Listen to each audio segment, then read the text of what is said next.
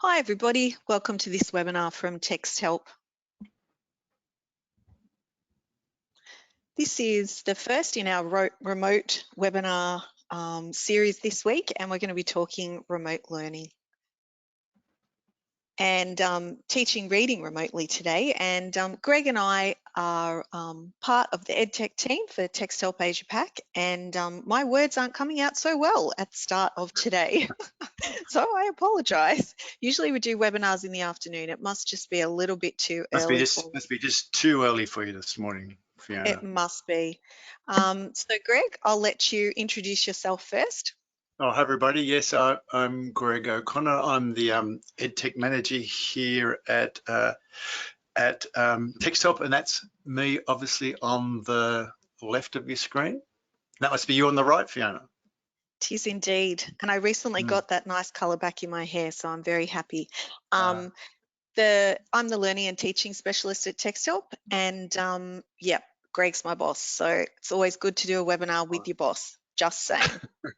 Yeah, and just to say, everybody, this is, as Fiona said, this is the first of 4 webinars that we're doing around remote learning this week. What's today's reading, Fiona? And we're doing one on writing, one on for higher and further education, and then one on maths and science.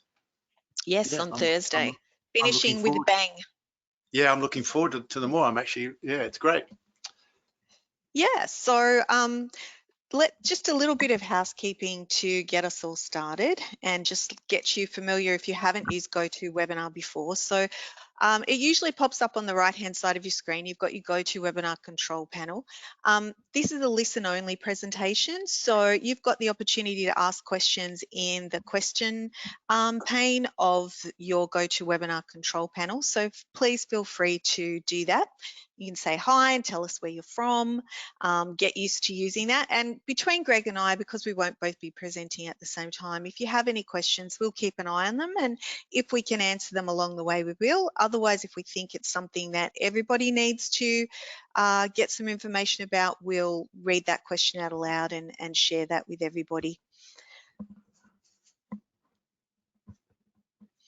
So just to get us started, because I think, you know, there's been so much in such a short space of time about talking about teaching remotely, and we're going to talk about teaching reading remotely.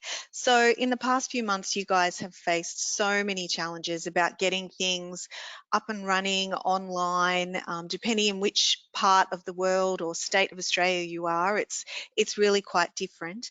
It's been a really steep learning curve for some people, and other people haven't had to change their practice perhaps as much as others as you've navigated the emergency remote learning. So before we start, I just wanted to check in and see how you're feeling today and which meme represents you and how you're feeling about remote learning at the moment. So all you have to do is type in a number in the chat, in the question box, and we'll be able to see that.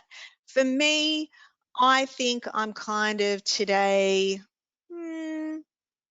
I'm close to number 1. It's a sunny day in Melbourne. I'm feeling quite happy, though my words don't seem to be getting out right. What about you, Greg? How are you feeling? I think I'm all 8 in the one most, but if you're talking about how do I feel about what am I kind of remote learning and online learning and what's all happening, it's probably a combination of 1 and 2. You know, I'm kind of looking at the possibilities, but also wondering what's possible given what, you know, giving a regular teaching load. So yeah, it's a kind of lots of those feelings for me. Lots of people are coming through, Fiona. I can see there are all different numbers. Some people, there's lots of 7s and 8s. Yes. Lots of 8s. And it's only week 2 or 3 or something, and people are already. Yeah. We've got some 2s though as well. Yeah, I get that. I feel confused and apprehensive. Yeah. So, and I guess that's really part of the thing, isn't it, Greg? Like, everyone's coming to here to, you know, they're looking for all sorts of information. They're racing around trying to find things, and they're racing around trying to implement that. And so I can understand there's all sorts of feelings out there. And what we wanted to try and do today is, you know, just share with you some fairly simple and straightforward activities. If you're already or thoughts, if you're already using our software, Greg's going to give you a basic level, and you're going to lift it up a notch, aren't you, Greg? I am. And I'm going to run you through some software as well. So, well, it's good to see that, you know, we've got lots of people out there. So hopefully, no matter how you're feeling today, you will get something out of what we're about to share with you. So before we get talking about the tools, I just wanted to talk a little bit. Hopefully some of you know George Couros. He's on Twitter a lot, and he's a US educator, and he talks a lot with Katie Novak about universal design for learning and teaching, being innovative and thinking about things in a different way. And I just wanted to share a couple of things that I think are going to reflect some of the things that we will talk about in this session. And I guess some of the things about the text help tools, and how we want to make sure that your students have got multiple ways to be able to demonstrate their learning, and that you've got ways, you know, a variety of ways to actually make that learning look the way that your students need it to. We want them, and Greg will laugh because I've got be flexible with your time, because synchronous and asynchronous are not my favorite Well words. I done. really struggle. I really struggle to say them. And, you know, we want to try and make those online interactions as positive as we can. And we also know now that across Australia, we're going to have some students still working at home. We're going to have some students at school. That mix is going to vary from day to day. So And it's a real that's the same. challenge. It is. That's the same in New Zealand too, isn't it? As schools are kind of going back, there's going to be that mix. So the whole COVID, our response to COVID-19 is we're really up in the air, aren't we? Still nothing straightforward for everybody. So it is actually a real No, challenge.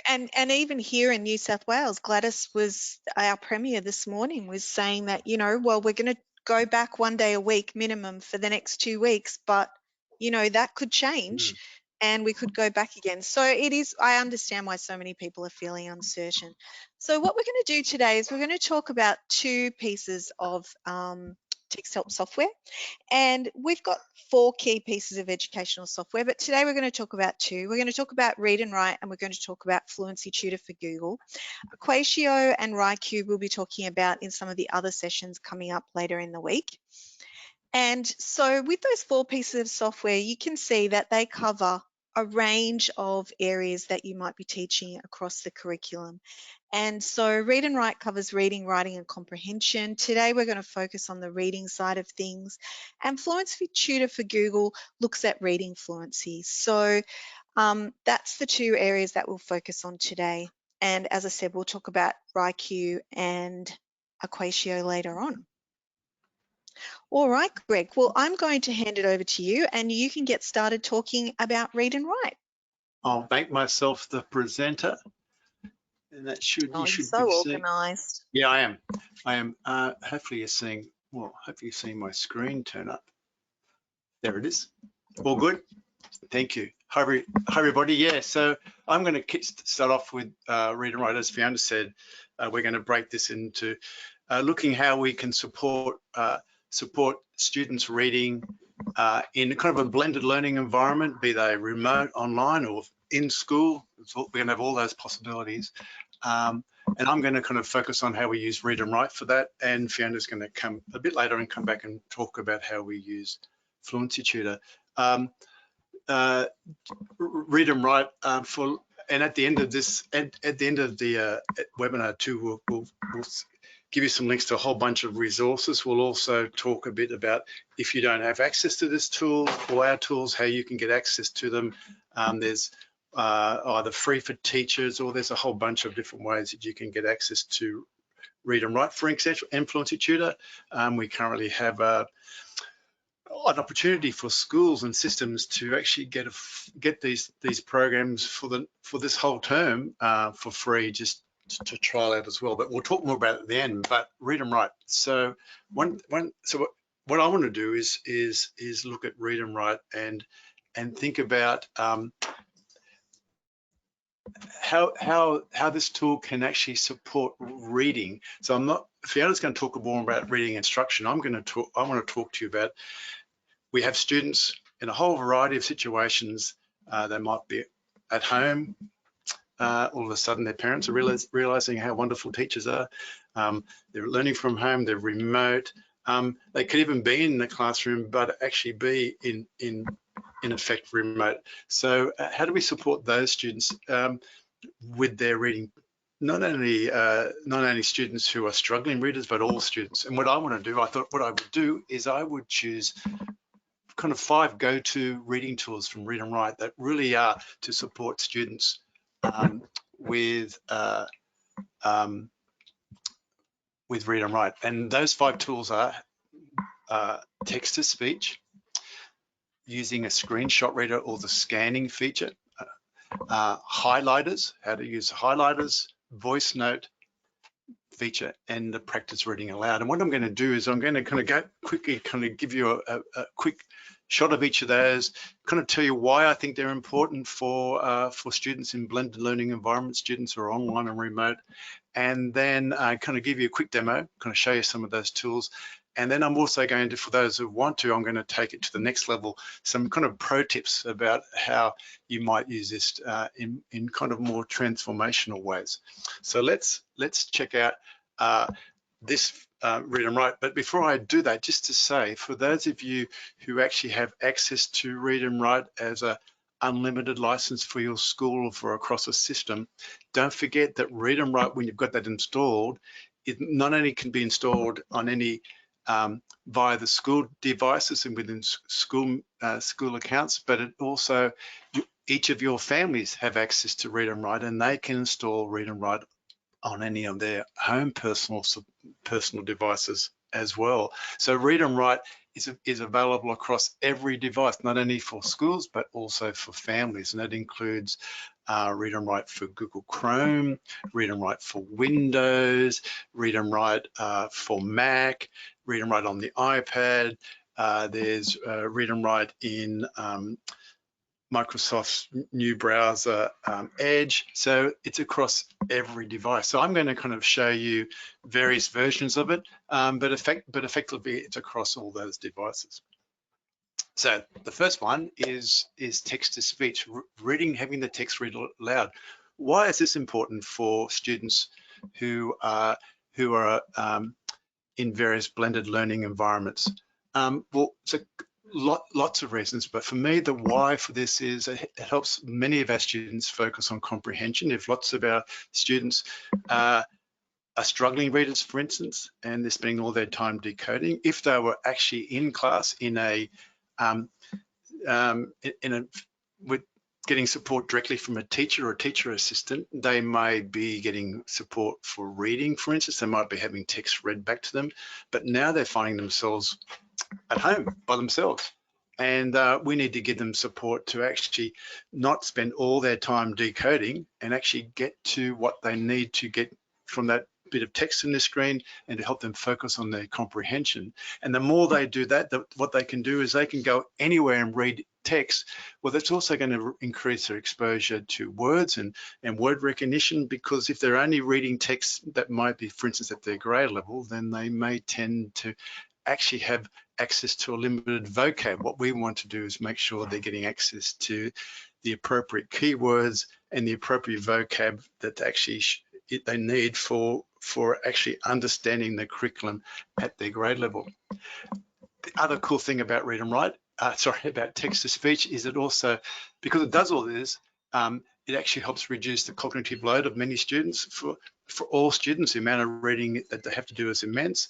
By having text read to you, you can comprehend up to 3 grade levels above your reading age. So just actually having stuff read to you kind of just reduces the load that you need to do.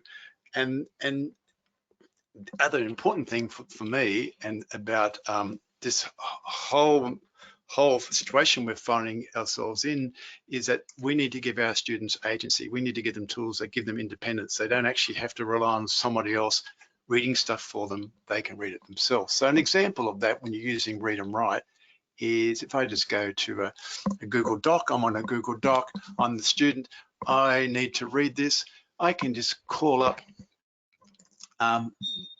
my Read and Write. I'm using, this is a Read and Write for Google Chrome. I just got my little purple icon up there. I call up my toolbar, and on my toolbar, I have a play button. I put my cursor at the beginning of the sentence. I press play, and now it starts to read it to me. Family and friends look on with a mixture of fear, anticipation, and I can pause that. You can see, immediately I can see what's being read. The background's one color, yellow for this. Each word's being highlighted in blue. I'm connecting the text to the audio that's coming out. So it just means my first interaction with this text doesn't have to be decoding if that's not what I'm being assessed on. I just need to get information from this, and I can do this wherever I am. I don't actually have to be with another adult to ask help. I can actually get this straight away. If I was on a stop that. If I was on a Microsoft Word document, for instance, exactly the same. Here I am, I'm in Office 365, I'm in Microsoft Edge. I can have my same toolbar, do exactly the same, click on the play button, and it will read back to me that information. according to evidence from sources such as... And so if you're probably wondering what about voices, well, the student can actually go in and go to options, and the student can choose the voice that they wish to use, the accent they wish to use. They can choose the speed of which they want it to be read. So the student has the ability to choose which accent they need, how fast they want it to be read, because often we think we know the correct speed for a student, but the best person to know how fast they want it read is the student themselves. So they've got all those options as well. Web pages, I can do exactly the same thing. I call up my toolbar on any web page I'm in. I just have to hover over the text and it will actually read that to me. The planetary system we call home is located in an out. And you can see that I'm using a whole variety of voices because some students will prefer different accents. It just depends on their accent, on what they prefer to listen to.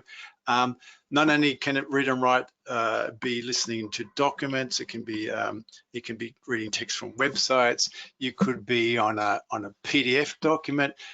When you're on a PDF, Read and Write, the Read and Write PDF reader comes into play. Again, I can just click somewhere and it will read it back to me. Fresh water is the most...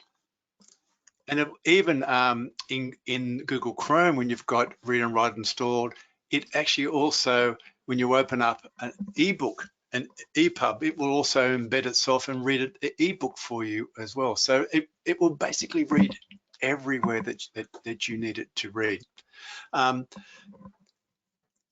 is fantastic. That one feature, that is often kind of the high frequency tool that many students use. But if you want to take it beyond that, just to take it to the next level, and I'm sure you've got some others, Fiona, but my two are the next level is that the Read and Write toolbar is in other languages. And if that student was actually learning another language, and those languages were either Dutch or French or Bahasa Malay or Portuguese or Spanish, the Read and Write toolbar and all the features that I'm going to show you today, the complete toolbar is in that language. So it supports the instruction in those languages as well. So that feature is available in Google and Read and Write for Google Chrome. Yeah. The other thing, sorry, Greg. jump in. No, I was just going to say, Wayne mentioned online, and I think it's something that's really true, is that you can toggle those features on and off. So if you only want reading available for online assessments, then you can toggle those features and just have it available to just read and not do anything else. So that's really useful as well. Yeah, definitely. and we're not doing it today, but there's a whole thing about, yeah, exactly. You can actually determine which features students get access to and not get access to. So you can set up kind of an exam toolbar. So, right. The other thing, Fiona, that a lot of students don't use it for, and a lot of teachers don't think is proofreading. So I've got a student at home, they're writing an assessment task, they want to send it in. They've really got no one else to proofread their work for them. They proofread it in their head, but they don't pick up their own mistakes. When you've got an assessment task and you want to send it, you want to kind of, before you submit that, it's a great idea just to actually have that read back to you. So I'm just going to see. So as it's being, Elephants are big, really big. They are the largest. And so you can just have it read back to you. You're proofreading your work and you can pick up any mistakes that you might have made before you press that send button. So that's the first one, Fiona. That's, to me, text to speech. The second one, that's a really important tool for students in online and remote learning situations, is access to OCR, optical character recognition, the ability to scan something and have it read back. And the screenshot reader is a little feature that's bedded into Read and Write that for lots of students is a lifesaver for them, particularly where they need to be able to have this agency where they're getting on and doing their work, but sometimes they get stuck. For instance, I'm here on this website and I want to read, I can't read that, but when I try to click on that to read it, it's a hyperlink and it takes me somewhere else, and I don't want to do that. So on the Read and Write toolbar, there's this thing called Screenshot Reader. It's in fact a little scanning tool. When I click on that, and then I draw a box around those words that I want to read, Read and Write will actually scan those words, check them out, and then read them back to me. Solar system exploration. And I can repeat that as many times and have that read back to me as many times as I like. So any text, that's locked in a web page that I normally couldn't have that read, or it could have been a diagram. Even if I go to here, I've even kind of I've taken a photo of a printed handout, and I can't read that photo. The text is just a photo. It's locked. It'd be great if I could read that.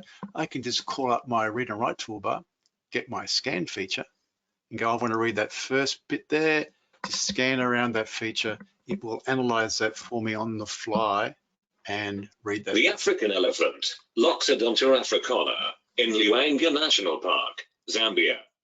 So that is really a tool that students find really useful, because it doesn't matter where they are on their screen. With access to Read and Write and the screenshot reader, they can read any text anywhere and have that read back to them.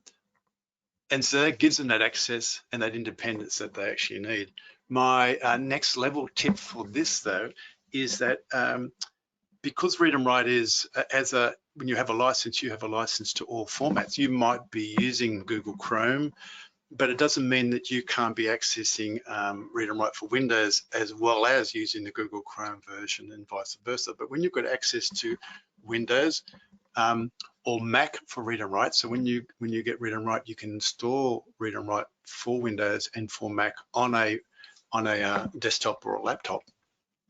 It has a couple of other scan features in the toolbar, and what it does, it actually Read and Write for Windows and Read and Write for Mac allows you to either attach a scanner to your computer directly, or you just have a file. And when you've got a file like an image, like that image I just had then, it will take that and convert that image, that photograph of text, into a PDF, a Word doc, an ebook, an EPUB, or a website. So it actually will convert text, take it out of those, we'll convert those that image and create that text to make it accessible. The other thing it will do is if I've currently got a PDF, for instance, that's inaccessible, so sometimes you'll get a PDF and you just can't use a text-to-speech program with it, Read and Write will actually take that, so you can scan the PDF and make it into an accessible PDF, which is really important, isn't it, Fiona? Because lots of times we give kids PDF documents and they can't use text-to-speech because they can't access the document. Yeah, well, yeah, Absolutely. And I think, you know, there's two things for me. One, it gives them the ability to manipulate the text themselves if they choose to, or it Yep. gives the teacher a great opportunity to be able to do it on the fly. You know, oh my goodness, I've forgotten to make sure that this is accessible for everybody, but I can Yeah. still scan it and then scan it with Read and Write, and everyone can use it. Yeah, I know I shouldn't get you started on it because there's the thing that you have, isn't it, It's PDF my thing, about. isn't it? Yeah. I was very quick though. You got to say that wasn't bad. That's good, but it is. We don't presume that a PDF means it's accessible for our students. So the next level for using Read and Write is you Read and Write for Windows, and Mac will actually convert inaccessible documents and make them accessible for your students. Okay, my third go-to reason for using Read and Write in a kind of a blended learning environment is the use of the highlighter tools. And on the Read and Write toolbar, there's these little highlighter tools. There's a yellow one, a green one, a blue one, and a pink one. And you can do a whole bunch of stuff with those when students are reading. And these tools, this highlighter tool can actually, and I'm going to show you how it can support comprehension. Because students can actually gather information and get more knowledge about that information by collecting these highlights. It can help them categorize information, which by actually collecting information, categorizing it and giving it some order, it helps them with their retention of the information they're reading and also their understanding by increasing their comprehension.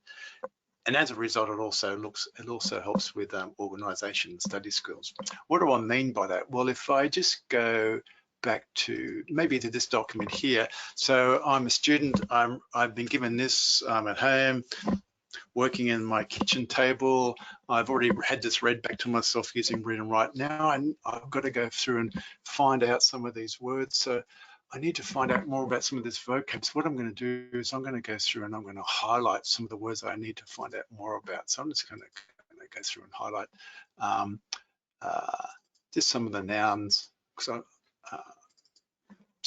I'll just do 3 or 4.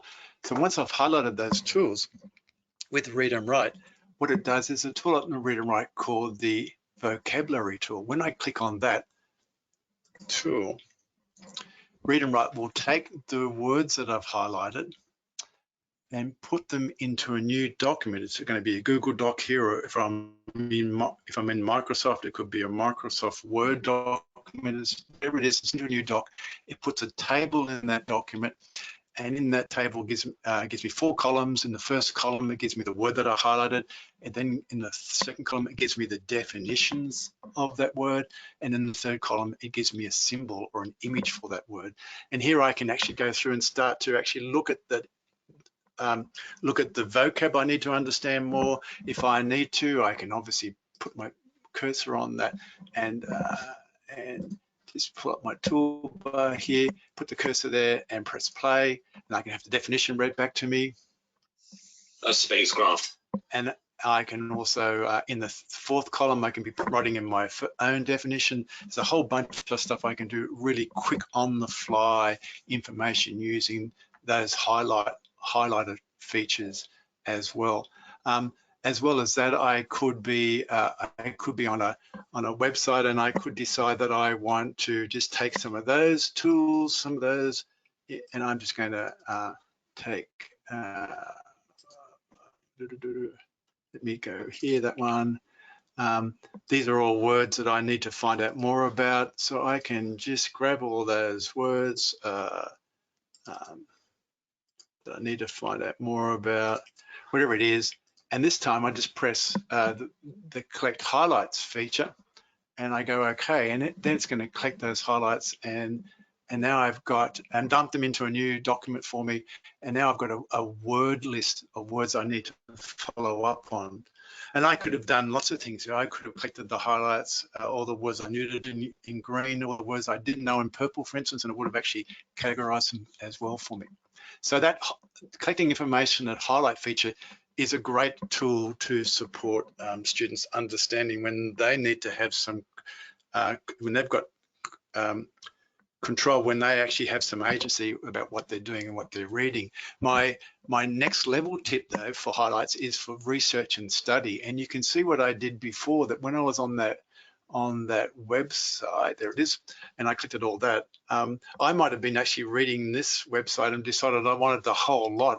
All that information is really important because I'm going to be writing about this later on. So I could be going through this website and collecting information. That's important. I can be, rather than just single words, I can be doing whole lots of paragraphs. This is important as well for other reasons. I might choose another color for that. And what a student may do normally is just do a copy and paste, and then they forget, put it in their document, and they mean to come back and rewrite, and they don't, you know, they haven't rewritten it, and they even forget where they got that from.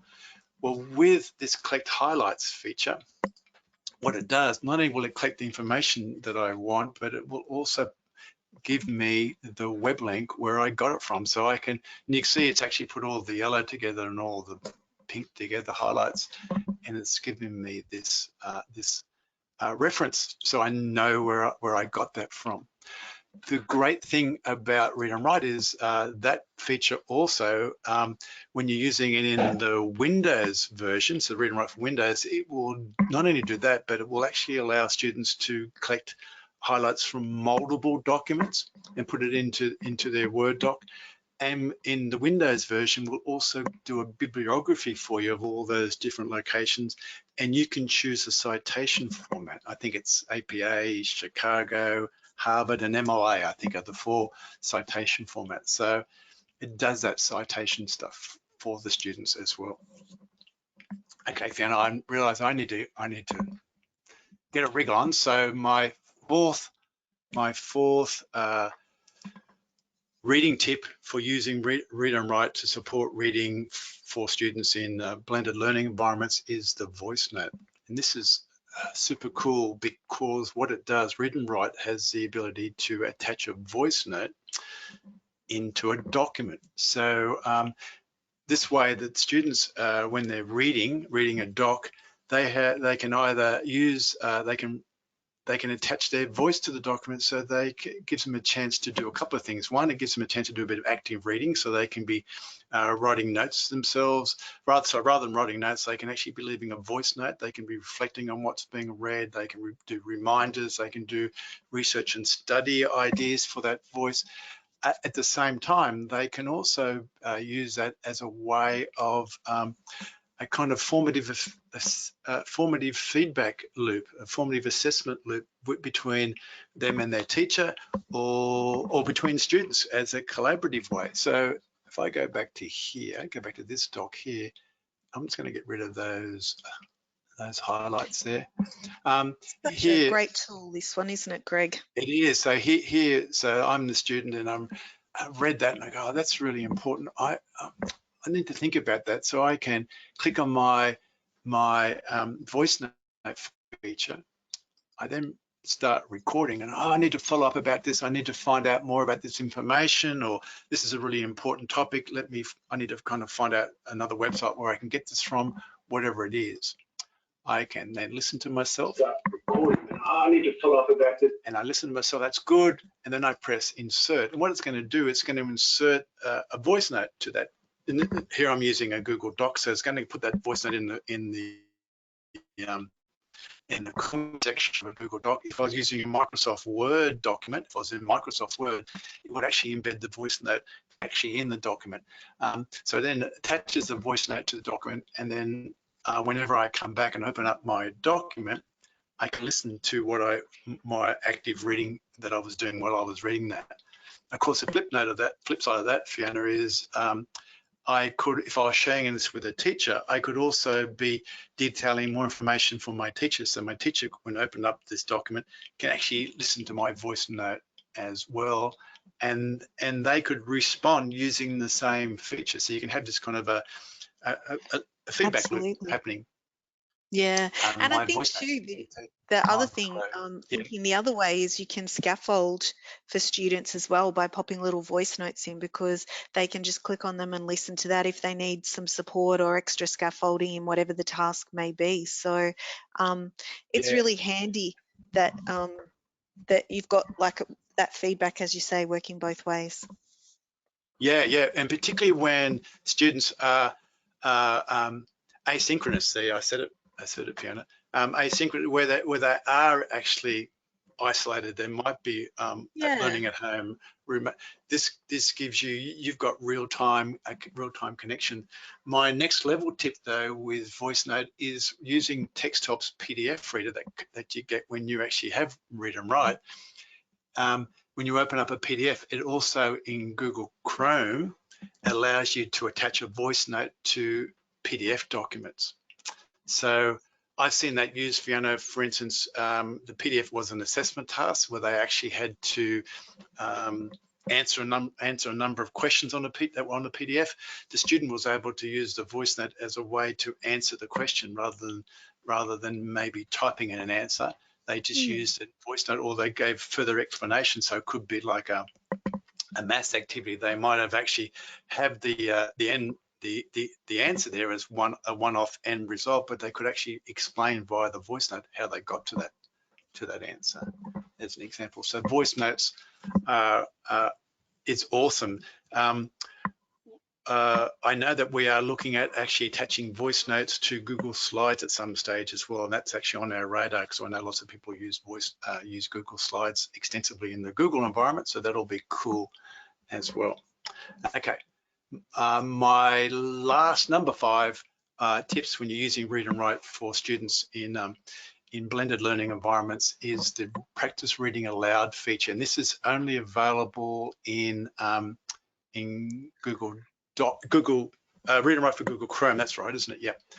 Yep. And what it does is it allows students to record themselves and practice reading text aloud. They can then listen to their recording, and if they want to, they can also send that recording to their teacher for feedback. So, for instance, if I go to this, well, I'll go to this one here. So the student has this document and they want to practice reading that aloud, this document. They could just highlight all the text, and on the toolbar is a little practice reading aloud feature. Click on that. It will take the text that they highlighted in that document, turn it into a reading passage, gives them a modified toolbar up here. They can have it read aloud to themselves. They can make sure they know what the words are. It's got a built-in dictionary or picture dictionary, so they can have a quick look at to make sure they understand the vocab in this document. That's what it is. And when they're ready, they can press over here the record button, and they can start recording themselves. Elephants are big, really big. They are the largest land animals in the world, and they can keep reading. When they're finished, they can stop. They can listen to themselves reading. They can start recording themselves. Elephants are big, really big. And they can record that as many times as they like and listen to their recording. And when they're ready, they can then press the send to teacher feature, and they will that recording will then be sent to their teachers, and whatever teacher they're currently attached to via their in this case via their G Suite setup. So this is my teacher, and I might be we might be using Google Classroom, so this teacher will automatically get a copy of that recording via Google Classroom or wherever they are. So that's awesome. And one thing though, Fiona, I've discovered lots of kids like to record themselves, like to listen to themselves read. Not always happy to send it to a teacher though to get feedback. And so, but just listening to themselves being read is really important. Now, having said that, my next level tip is use that feature, practice reading aloud, and use it now with your as the teacher. Use it with your access to a program called Fluency Tutor for Google, and that's my segue to go to you, Fiona, to say, how could we do that? How could we? Can you tell me how we could use Fluency Tutor as a reading instruction tool for students who are online, who are remote, in blended learning, wherever they are? Yep, absolutely. Sorry, Greg, I was answering a question. So that's what I'm going to talk about. So let me just get the screen back. give you the screen back. I've It's all got yours. it, I think. Thank you. Just before I talk about Fluency Tutor though, if it's all right, Greg, I just wanted to quickly, a couple of people have been asking about Yep, I'm reading the PDF questions reader. out too. Yep. So I just thought that I would just show you, this is the Chrome Web Store. And we're talking about the Read and Write for Google Chrome version of the toolbar. And so in order to get the Text Help PDF reader, you need to install both parts of this. So the Read and Write for Google Chrome toolbar and the Text Help PDF reader. And there are a couple of other things that you need to do as well in terms of permissions and stuff. But if you get our quick start guides, which we will give you access to, they will explain all of those little bits and bobs. And we also have a webinar that runs through all of this in a lot more detail, if just a little once a month webinar if you're interested. So just make sure that you've got both of those because you need those. And you can see on my toolbar up the top here, I've got my PDF reader here and I've got my purple puzzle piece for Read and Write up the top there, so I've got two. All right, so let's go back to, and I did not set this up, not good of me, Fluency Tutor. Now okay, we're almost there. Sorry guys. Okay, so we're going to talk about Fluency Tutor for Google. And what are we talking about when we're talking about Fluency Tutor? Now, we know that reading's made up of a whole bunch of things, not just fluency, but what, as the name suggests, Fluency Tutor really does focus on the ability to improve reading fluency. And we want to do that because we know that if a student's able to read more fluently as they move up through school, they're not spending as much time decoding the text as they are comprehending and understanding. So reading fluency is an important part of reading, but we also recognise that it's only one piece of the puzzle. So fluency in Fluency Tutor is very much about the ability to read quickly and accurately, oh my goodness, with expression, and it's measured in words correct per minute. So we just need to be clear that that's what we're measuring when we're measuring things in Fluency Tutor. And we'll have a look at what that actually looks like. So when I was in the classroom, which is a couple of years ago now, this is something that I would have done. So I would have had a copy of the text, the student would have had a copy of the text. I would have been supervising a bunch of other students. Don't even think about the remote and online learning side of things and how we would provide that. And so what Fluency Tutor does is gives you the opportunity to have a online learning way to be able to do this. And I know from our work with Lismore Catholic schools, a number of the schools across the diocese, many are using Fluency Tutor and really enjoying it from early years all the way up to year 6. And so I don't have to sit and use my valuable classroom time one-on-one with individual students, listening to them read, or sitting in the corridor with the door half open, or managing behaviour because a student doesn't want to read aloud in front of the class. I've got the ability to do this online with Fluency Tutor. So the place that you will go to get started is fluency.texthelp.com. So that's where you as a teacher will go to find your teacher dashboard. And this is what your teacher dashboard looks like. So I think what we'll do, because we're running a little bit short of time, is that I will go straight to there and just talk you through it quickly. So I type in fluency.texthelp.com and you can see it says my classes. Sign in as me.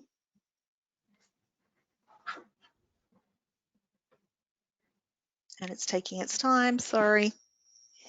So, and I clearly took up too much time because I get too excited about all the things you can do with Read and Write. Well, there's just so many things to do, Greg. Can't blame you. And I mean, you've really only shown the tip of the iceberg as well. Yeah. And this takes me to my teacher dashboard, and you can see that there's 2 ways to deliver things in Fluency Tutor to your students, either in Google Classroom or via Google Drive and Gmail or email. And I've been using the Google Classroom, so you can see that I've got a couple of classes in my that I can compare, and that gives me the overall information. Now, for my classes, I've got exactly the same students, so it's not going to look any different, whereas if you have multiple classes, they might look different.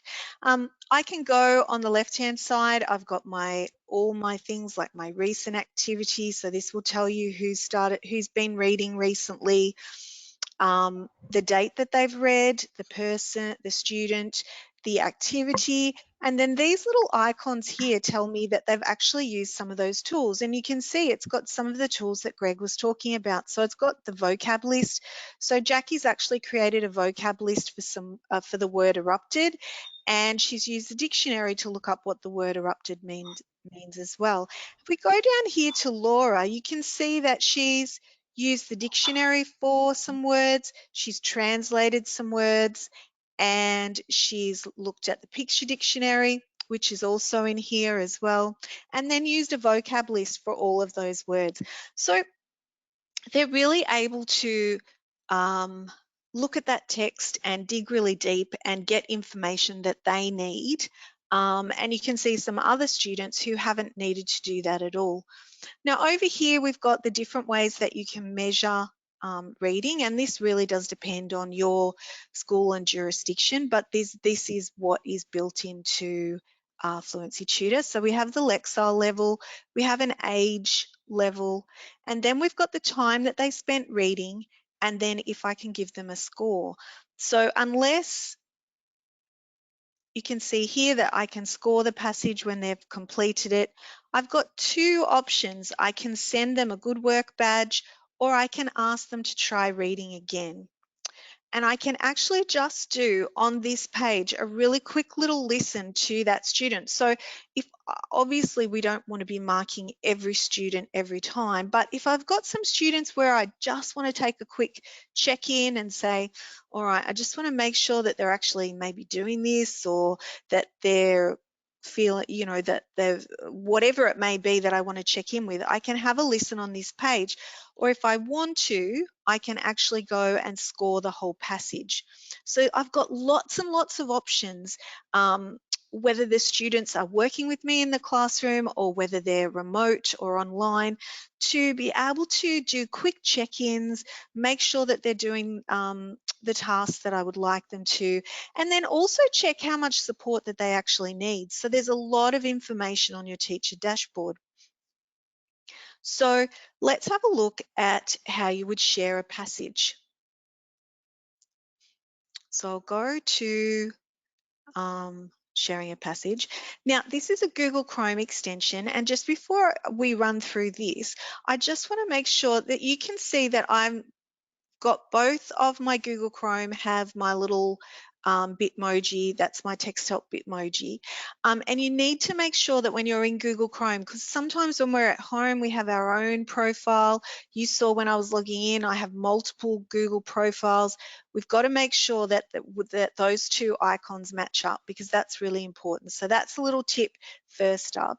Now, I can share any of the passages here with my Google Classroom or through email. I've got the ability to filter those. So if I was looking for a particular passage, or if I was looking for a reading age or a Lexile level, I've got the ability to, if I've got other people putting passages in there, I can share those. I can look for only the Fluency Tutor content. At the moment, there's around 500 passages in Fluency Tutor. So I might look for something about a topic perhaps. I don't know, let's have a little bit of a look at that. I'm just going to look for anything that's about movies. And you can see that I've got 4 choices at a range of reading ages, and they're all Fluency Tutor. They tell me the word count and the Lexile level as well. So let's have a look at this one, behind the scenes. And so this is the view that the student will get. They'll get the little picture at the top and they'll get the text down the bottom. And then I have the choice of whether I can send them the comprehension questions or not. That's entirely up to you. And over on the right-hand side, you can see that I can share with Google Drive or I can share with Google Classroom. And I've got a bunch of settings where I can decide whether I want the students to answer the comprehension questions, which reading voice that I would like to use, and you can see there's so many choices there. Dictionaries now, that's up to you as to, we've got an Australian picture dictionary, we've got a UK language dictionary. Do I want the student to answer the comprehension questions? All of those sorts of things, and always use these options. So you could set it up so it's always the same no matter. And in the middle there, you've got the ability to turn all of those tools that we looked at, like the vocab list maker and those dictionaries, and the ability to have the passage read aloud by disabling those support tools. So there's lots of ability to really personalize Fluency Tutor for the group of students or the individual student that you're working with. So once I've decided all of those things, it's so easy. I can't even believe this. Every time I do this, Greg, I think back to the way that we used to do things. And I just select my class. So I'm going to choose my literacy class. I can even here with Google Classroom select my students. So I can select them all, or I can click on them and select individuals. We should have checked how Greg was going with his reading, not to worry. And then I literally create an assignment. And you can see just here, if you haven't got all your Google Classroom up to date, perhaps you've added some more students because of the way the learning that's going on at the moment, you can all do it from your Fluency Tutor. So I create my assignment. Now I can also send this via email, so you don't have to have Google Classroom. And there it is, it's as simple as that. So if I click on View Assignment, it'll take me to my Google Classroom, my literacy one. And here it is. And the students will know, they'll get that, they'll get the notification about it, and then the ability to go away and read it. So let's have a little bit of a look. So this is me as the teacher. Let's quickly, just before we finish, have a little look at what it looks like for a student. So this is me as a student now.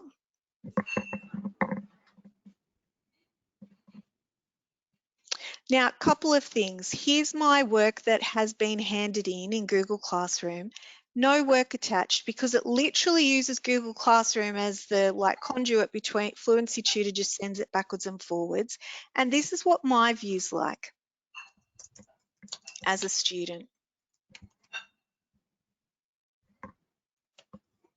So I've got the text, I've got the picture, I've got the information about the number of words, I've got all my tools on the right-hand side here, and the ability to have this read aloud.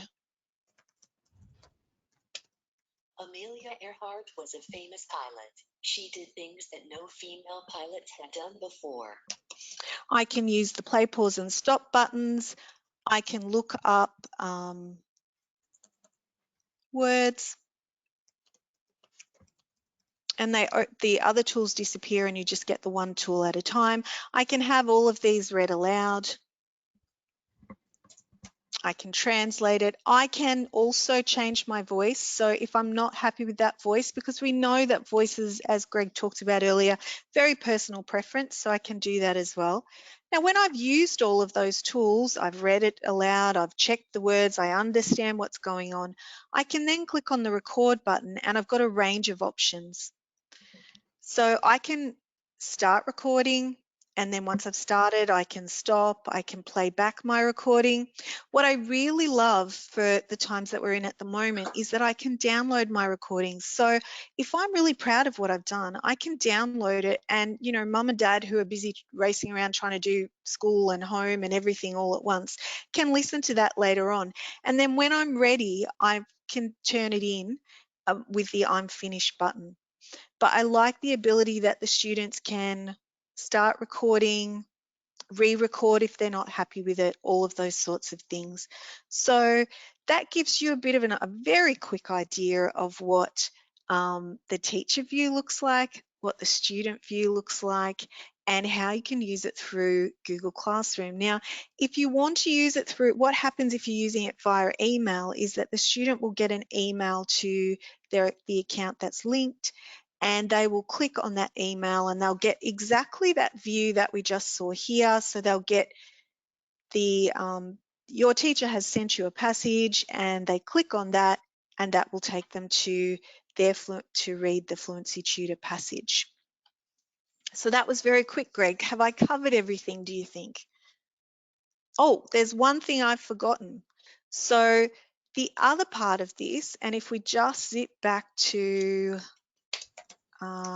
here, is that I can create my own content, which is really, really useful, because if there's not something there that I want, so I can take a Word document, whatever it may be, and I can literally copy and paste, where is it? Any sort of article, literally, and pop it straight into here. It will then tell me how many lines, how many words, and the estimated reading age. You can see that right down the bottom. I can set it up with a title, and I can add a picture in, all of those sorts of things. But the other thing that I can do once I have Fluency Tutor is I can go to a website, and I can actually turn, just as Greg was talking about earlier, I can turn this into with the click of a button, and there I have a reading passage. Exactly. I've seen people, Fiona, what they'll do is they'll digitize, they might be using a particular reading scheme or a set of readers, and they'll put those readers, actually the text from those readers, into Fluency Tutor, so that way it gives them not only the chance to actually hear the students read that passage, that text out loud, but also will generate all the data they need to make all those decisions about their students. So with the click of the button, they've got that in there. You've got where it was sourced from, which is always really important.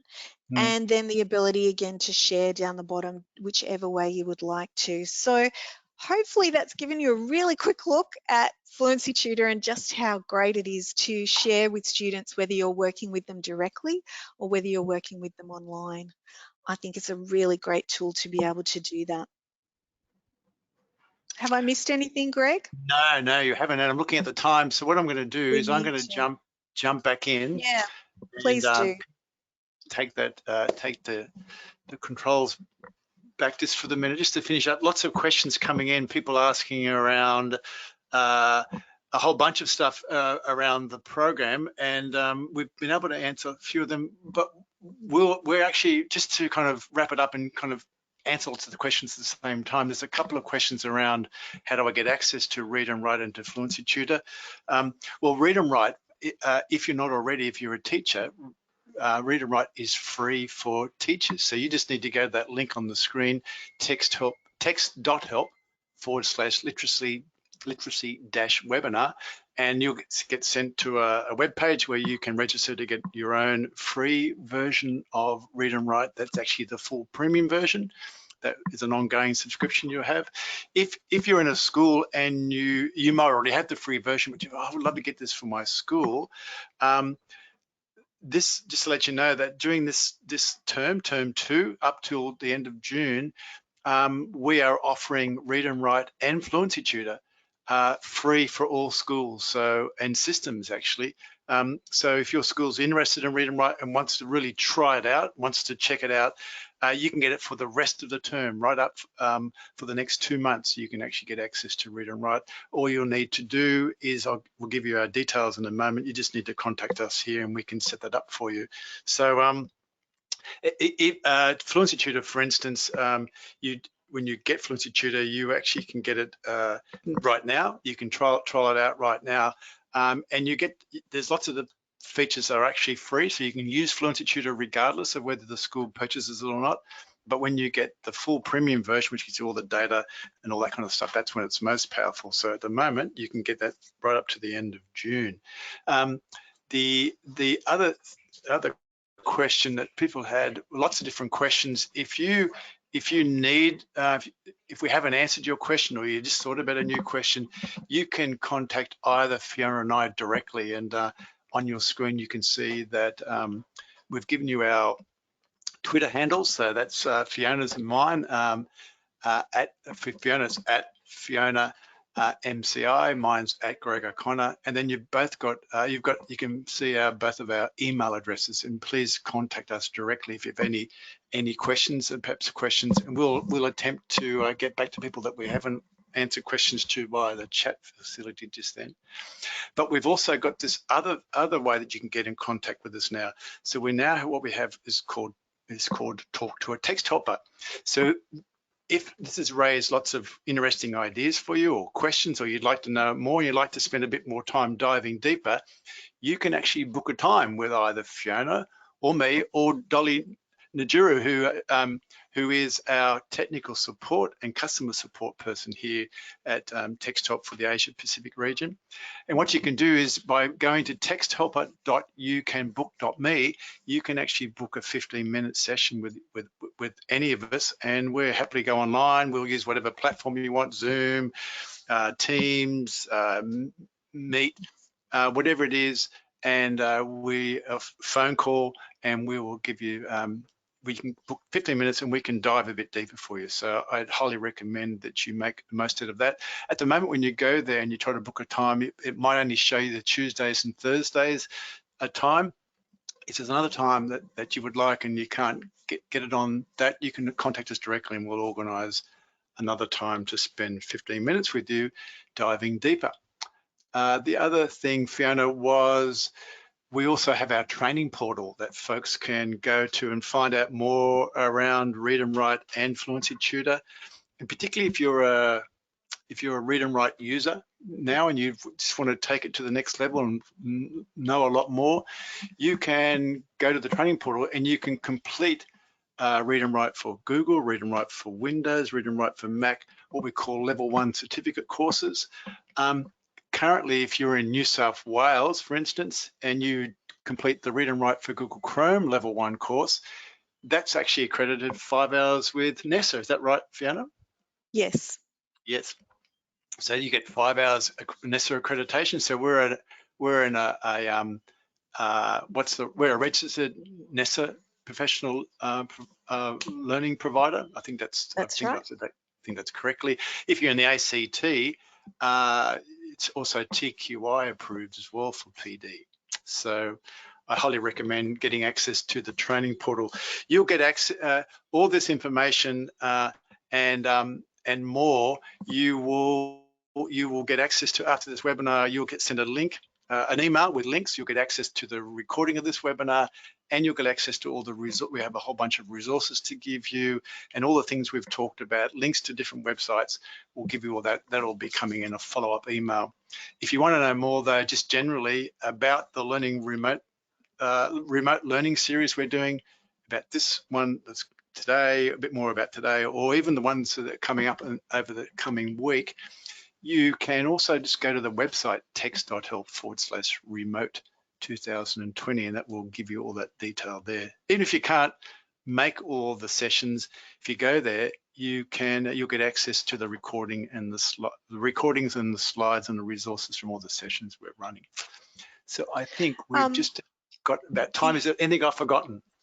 No, but we have some questions from some of our teachers from New Zealand, and the TextHelp training portal is actually like a global training portal for teachers across the world. So while it does have that NESA accreditation, which we're working on accreditation for other states and countries and jurisdictions as well, you're very welcome to complete that and perhaps put it as part of your professional learning record for your schools. So if you Google TextHelp training portal, or if you go to the TextHelp main page, but we will definitely send you the link in all those resources Greg's talking about. We'd love to know for anybody in New Zealand if there's a particular accreditation that they think would be good for the training portal to be aligned to. We'd love Yeah, to know. absolutely. We'd love to know about that. Yeah. So look, everybody, thank you. There's, I think we've answered most people's questions. Yeah, I think so. Get in contact with us at asiapac@texthelp.com if there's anything more. And I'll just send you back to, don't forget, you can book a time with us at texthelper.youcanbook.me, or you can actually contact Fiona and I directly. Hey, thank you. It's been great. I look forward to talking to some of you when we talk about writing tomorrow, and then further in higher education on Wednesday, is it, Fiona? Yes, and then maths and science on Thursday. Don't forget the maths and science, Greg. No, leave the best to last. Okay, everybody, thank you. It's been great. Been great spending some time with you, showing you Read and Write and Fluency Tutor, and we look forward to catching up with you next time. Thanks, Bye. everybody. Bye.